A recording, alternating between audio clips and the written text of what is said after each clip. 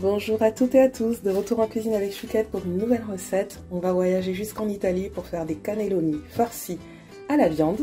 Donc, très peu d'ingrédients.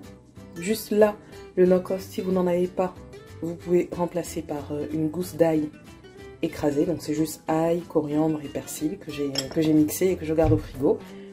Et du basilic, j'en ai pris surgelé, vous pouvez le prendre frais si vous voulez. Pour ma part, je débarrasse. On commence. On va commencer par éplucher et couper en petits dés nos oignons.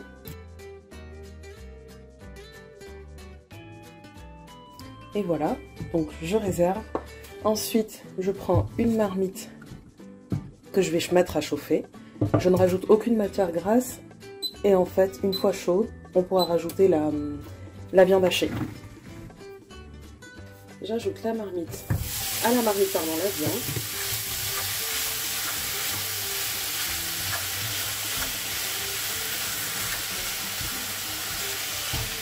Pendant que la viande est en train de rendre son eau et ensuite de rendre son huile, donc on ajoute les oignons. Dans un bol à côté, je mélange ma pulpe de tomate. Je mets mon mélange d'ail. Les 3/4 du basilic, j'en garde un petit peu que je mettrai dans la viande. On sale assez généreusement.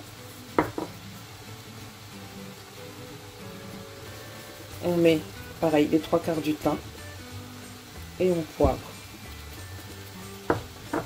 Vous mélangez tout et vous réservez. Quand on entend ce bruit, c'est qu'il n'y a plus d'eau et que l'huile est en train de ressortir. Je rajoute le reste de thym, le reste de basilic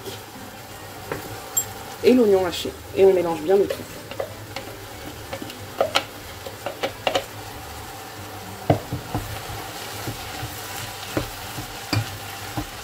Je rajoute enfin les 3/4 de la sauce tomate. On garde un petit peu pour napper les cannelloni.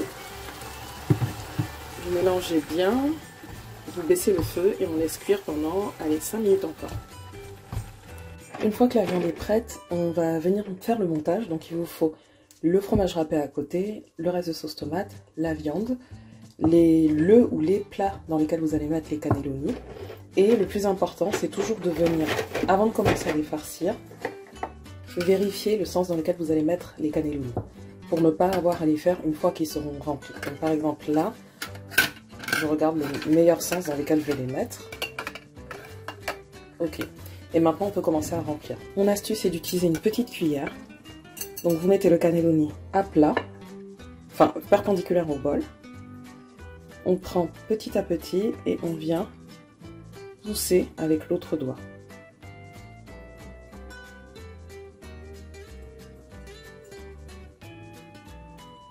Et ne surtout pas, comme je vois parfois, ne venez surtout pas faire pré-cuire le cannelloni et l'ouvrir comme une lasagne.